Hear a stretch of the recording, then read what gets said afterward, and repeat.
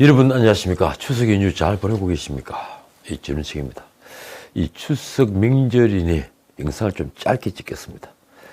국민의힘이 다시 정상 궤도를 찾으려 합니다. 오늘 이 국민의힘 얘기를 좀 하겠습니다. 지난 7일이죠. 국민의힘 새 비대위원장에 정진석 국회 부의장이 지명됐습니다.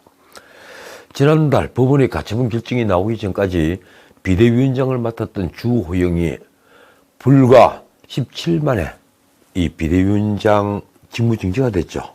그리고 그 주호영은 새 비대위원장직을 고사했습니다. 그래서 유력한 후보로 떠올랐던 박주성까지 당 요청에 응하지 않게 되자 결국 정진석이 새 비대위원장을 맡게 됐습니다. 당대표 직무대행 권성동은 이렇게 말했습니다. 정 부의장이 여러 차례 고사했지만 제가 세 번이나 찾아가 설득을 했다. 정진석은 당 내분과 분열을 지우개로 지워버리고 싶은 심정이라며 윤석열 정부가 일할 수 있도록 집권 여당부터 정신 차리고 당을 신속하게 정비하겠다고 말했습니다. 이로써 여당의 내홍이 해소될 수 있을까요? 이제 정말 여당이 여당답게 좀 되겠습니까? 국민의힘은 8일 전국위원회를 열고 정진석을 새 비대위원장으로 임명하는 안건을 의결했습니다. 일단 추석 전에 비대위 위원장까지는 이제 완성이 된 겁니다. 마지막 단계인 비대위원 임명을 위한 상임정국위는 결국 추석 연휴가 끝난 뒤에 이 비대위원 인선이 마무리되면 열기로 했습니다. 그런데 시작부터 또 허방을 밟는 모습입니다. 정진석 위원장은 이날 국회 출근길에 기자들에게 비대위원 인선과 관련해서 최재형 의원께 꼭 참여를 부탁드리고 싶은 생각이라고 말했습니다. 왜 하필 최재형일까요? 그는 당혁신위원회가 비대위가 유기적으로 소통이 되고 활력이 될 수 있는 구조를 만들 필요가 있지 않나 생각한다고도 했습니다. 혁신위는 지난번 이준석이 제안해 만든 위원회죠. 느닷없이 제안한 겁니다. 그리고 최재형은 그때부터 친이준석으로 분류되는 의원입니다. 그러니까 다목적 포석이었던 겁니다.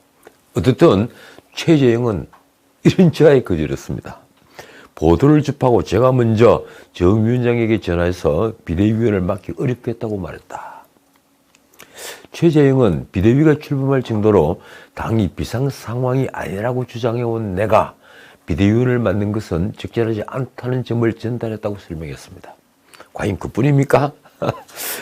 이러니 이미 법원의 가처분 일부 인용 결정으로 비대위가 해산된 경력이 있는 판에 다시 비대위원 인선이 쉽지 않을 거라는 말이 나왔습니다. 이 비대위원으로 모시고 싶은 분들은 손사래를 칠 가능성이 높다는 거죠. 중앙일보는 비대위원 인선 외에도 암초가 적지 않다고 썼습니다. 그 중에 하나가 바로 이준석이 신청한 가처분으로 인한 리스크가 여전하다는 것입니다. 이준석은 7일 오후 페이스북에 온라인 밈 이미지를 올렸습니다. 이준석이 올린 온라인 밈은 소파에 앉아있는 개 사진에 인간의 욕심은 끝이 없고 같은 실수를 반복한다는 문구가 영상 자막처럼 더 씌워진 사진입니다. 인간의 욕심은 끝이 없다. 같은 실수를 반복한다. 도대체 누가 누구 보고 하는 말입니까? 37살의 청년이 누구 보고 인간의 욕심은 끝이 없다고 말을 할 수 있는 겁니까? 이런 자를 우리가 무엇이라 평가해야 할까요? 참 재간이 있는 청년이라고 해야 합니까? 결국 이준석은 8일 네 번째 가처분 신청서를 법원에 제출했습니다. 정국위가 의결한 비대위 설치, 비대위원장 임명을 효력정지해달라. 정진석 위원장의 직무도 정지해달라는 가처분 신청입니다. 법원은 오는 14일 이준석이 기존에 제출한 당헌 개정 효력정지 등의 가처분 신청과 함께 이를 심리할 예정입니다. 남부법원은 가처분 신청 사건을 심리하는 재판부가 하나뿐이죠. 그래서 지난달 26일 주호영 비대위원장 직무를 정지시킨 결정을 내린 재판부가 여전히 이 신청 사건 또 심리합니다. 그래서 이제 벌써부터 인용 가능성이 높다는 시각이 많습니다. 지난 이 가처분 인용 때도 당장 이준석 편에서 있는 김웅과 가처분 인용을 결정한 재판장의 이 출신고등학교가 같다는 얘기들이 또 돌았죠. 저는 그런 말을 믿지 않습니다. 어쨌든 이준석 소송 대리인 입장문 내용이 이렇습니다. 주호영 및 기존 비대위원들의 전원 사퇴는 소급 적용을 금지한 헌법 위반을 회피하려는 꼼수에 불과하다.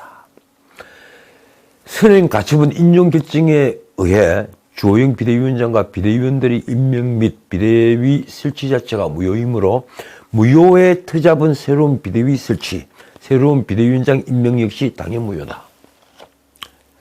과연 법원은 다시 한번 정치에 나설까요? 저는 지난번 주호영 직무정지를 결정한 재판부의 가처분 인용 결정을 정치로 규정합니다. 재판부가 정치를 한 것입니다. 당시 재판부는 허영 교수가 지적한 대로 정당 내부의 민주주의를 판단하면서 정당성의 크기를 법원이 재단하는 정치를 한 것입니다. 그 판결로 이준석은 천군만마의 지원군을 얻은 셈이 됐습니다. 대신에 국민의힘은 완전히 자율성을 잃었습니다. 과연 이번에도 재판부는 정치에 나설까요? 정진석은 8일 오후 서울역 귀성길 인사를 하는 자리에서 이준석의 추가 가처분 신청에 대해 이렇게 말했습니다. 이준석이 더 이상 우리 국민의힘과 함께 할 생각이 없는 것 아닌가 한다. 또 이런 말도 했습니다. 굉장히 유감스럽다. 결국은 돌아올 수 없는 강을 걷는 게 아닌가 싶다. 그걸 이제 알았습니까? 저는 이준석이 자신이 양머리를 들고 개고기를 가장 열심히 팔았다면서 윤석열 대통령을 정조준했을 때부터 이준석은 절대 돌아올 수 없다고 말했습니다.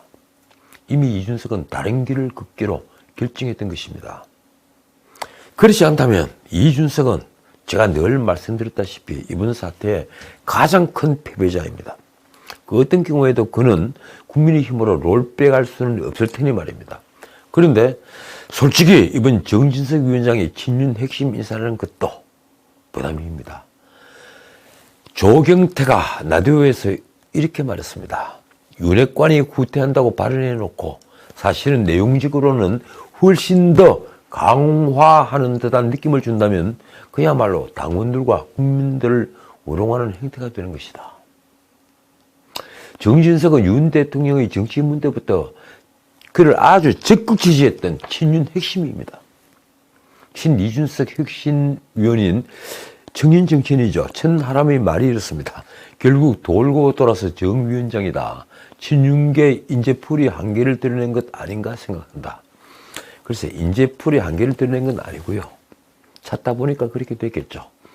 정진석은 친윤이니 윤핵관이니 참 고약한 프레임이라면서 이렇게 맞받았습니다.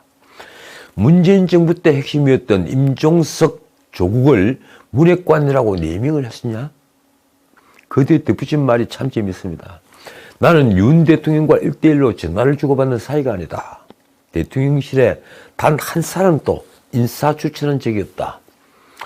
악의적이고 고약한 네이밍, 프레임을 가지고 정치를 휘하화하거나 조롱거리로 만드는 퇴행적인 정치는 하지 말아야겠다고 생각한다. 이 말씀도 일리 있는 얘기입니다. 한편 비대위원장과 국회 부의장을 겸직하는 것은 또 어떤가요? 이것도 논란입니다. 원내대표 권성동은 이에 대해 과거 2011년 정의화 부의장이 한나라당 비대위원장을 그리고 2017년에는 박주선 부의장이 국민의당 비대위원장을 맡았던 선례를 들어서 문제될 것이 없다고 했습니다. 그러나 당내에서는 코미디 같은 얘기라는 말까지 나왔습니다. 도대체 국민의힘 소속 의원들은 검찰이 이재명에게 출석을 통보하자 민주당 의원들이 단 한 명의 예외도 없이 똘똘 뭉치는 것을 모르는 것입니까? 장담하건대 이대로는 안 됩니다. 설사 정진석 비대위가 출범하고 전당대회가 무사히 열려서 새 지도부가 출범하더라도 국민의힘은 여당의 구실을 하기에는 너무 부족한 구성원들의 정당일 뿐입니다. 이러니까 온실속화초라는 얘기를 듣는 겁니다. 자, 다른 얘기 좀 하겠습니다. 요즘 정치인들 모두 민생을 입에 달고 삽니다. 검찰의 소환에 항의하는 이재명과 민주당 의원들이 들고 있는 피켓 아시죠? 그 사진에 많이 보셨을 겁니다. 이재명과 민주당 의원들이 들고 있는 피켓에는 민생 외면 야당 탄압 중단하라라는 구호가 떡하니 찍혀 있습니다. 민생 외면. 그들이 민생이 무엇인지 알긴 아는 걸까요? 임대차 3법과 노동 3법 같은 악법을 고치지 못해 아직 일자리를 만들지 못하고 있으면서 말입니다. 종부세는 끝내 징벌세로 남았습니다. 민주당 때문입니다. 민주당은 아직도 부자 감세는 안 된다는 말만 거듭합니다. 이러고도 민생을 외치는 것입니까? 삼고 시대, 이런 고물가, 고환율의 시대, 아직도 민생이 무엇인지 모르는 것입니까? 민주당은 이른바 민생법안이라면서 22개를 내놨습니다. 그 나중에 제가 제대로 한번 찍겠습니다. 그 중에 절반은 민생과는 동떨어져 있는 법안이더군요. 또 그 중에 하나가 이른바 노랑봉투법입니다. 그게 무엇일까요? 대우조선해양 하청 파업사태를 계기로 만들겠다고 나선 파업 노동자들에게 손해배상 소송과 가압류를 제한하는 법입니다.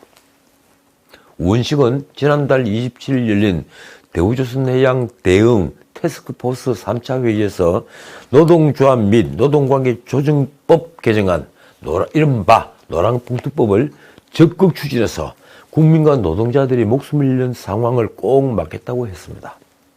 원식은 해당 태스크포스의 단장입니다. 그는 2009년 상용차 사태를 예로 들었습니다. 노동자들을 극단적인 선택으로 몰아간 것이 손배소송이다. 이번 대우조선해양 하청 노조 파업에도 노동자들이 파업권을 제한하고 노동운동의 탄압수단으로 쓰이는 가압류의 남용을 제한해야 한다. 이 노랑봉투법은 2009년 상용차 사태에서 정리해고 노동자들에게 손해배상 소송과 함께 가압류가 가해지자 시민들이 노랑봉투에 모금을 시작한 데서 이름이 붙여졌습니다. 이 노랑 얇은 편지봉투 아시죠? 그 안에 돈들을 모아서 다 통에 넣은 겁니다. 현재 21대 국회에는 민주당 강병원, 임종성 등이 발의한 법안, 그리고 정의당 강은미가 발의한 법안, 그래서 노랑봉투법 2개가 계류되어 있습니다. 원식은 이 대우조선 하청 노동자의 파업이 해결되자 공권력 없이 타결된 것은 다행스럽지만 전후 윤석열 정부가 보여준 행보는 안타깝다며 이렇게 말했습니다. 한번 들어보십시오. 하청 노동자의 투쟁을 지지율 하락을 회피하기 위한 정치적 기획으로 이용하려 했던 것은 아닌가 상당히 의심된다. 정말 이런 식으로 몰아가도 되는 겁니까? 이 노랑봉투법에 대해 국민의힘 송은석이 나도에서 제대로 지적했습니다. 이렇습니다. 불법 또는 폭력적인 파업으로 나올 경우에 사후에 손해배상을 청구할 수밖에 없는데 민주당에서 법안을 낸 일명 노랑봉투법에서는 노조가 정리를 해서 손해를 입더라도 직접적 폭력이나 파괴로 인한 일부를 제외하고는 손해배상 청구를 아예 못하도록 하고 있다. 그런데도 민주당은 국민의힘이 반대하더라도 이번 정기국회 내 표결로 반드시 이 노랑봉투법을 처리하겠다는 입장입니다. 수석 부대표죠. 진성준이 말이 이렇습니다. 파업에 따른 후속조치로 기업들이 개인이나 노조가 감당할 수 없는 천문학적인 액수의 손해배상 소송을 하고 또 그것을 이행 강제하겠다고 해서 가압류까지 하고 있다. 이것은 노동권, 노동기본권이 유린일 뿐만 아니라 생존권에 대한 문제이다. 정말 과연 그렇습니까? 한 기업을 흔들 정도의 그런 시위를 단 한 명이 흰통을 안고 사업장을 점령하면서 할 수 있습니다. 흰통을 안고 불을 붙이겠다며 사업장을 점령하고 버리는 하청 노동자의 시위가 과연 순수한 생존권의 문제로 보였습니까? 그래서 엄청난 피해를 입은 기업과 그 기업에 종사하는 노동자에게 모든 것을 이해하자, 눈 감고 가자 이렇게 말할 수 있는 것입니까? 그걸 감내할 기업이 있는가요? 언제부터인가 사람들은 민노총의 투쟁을 외면하기 시작했습니다. 좌우를 떠나 이념과 상관없이 말입니다. 민노총이 조폭을, 조직 폭력배를 연상시킨다는 말도 나왔습니다. 공장을 멈춰 세우고 공사를 회방 놓고 집단 괴롭힘으로 사람을 죽음으로 몰아가는 것이 동네 조폭을 빼닮았다는 것입니다. 조선일보 박정훈 칼럼입니다. 시르통을 들고 분신하겠다는 협박은 자해 공갈당과 다르지 않다. 저 역시 똑같은 생각을 하고 있습니다. 그 칼럼의 결말이 이렇습니다.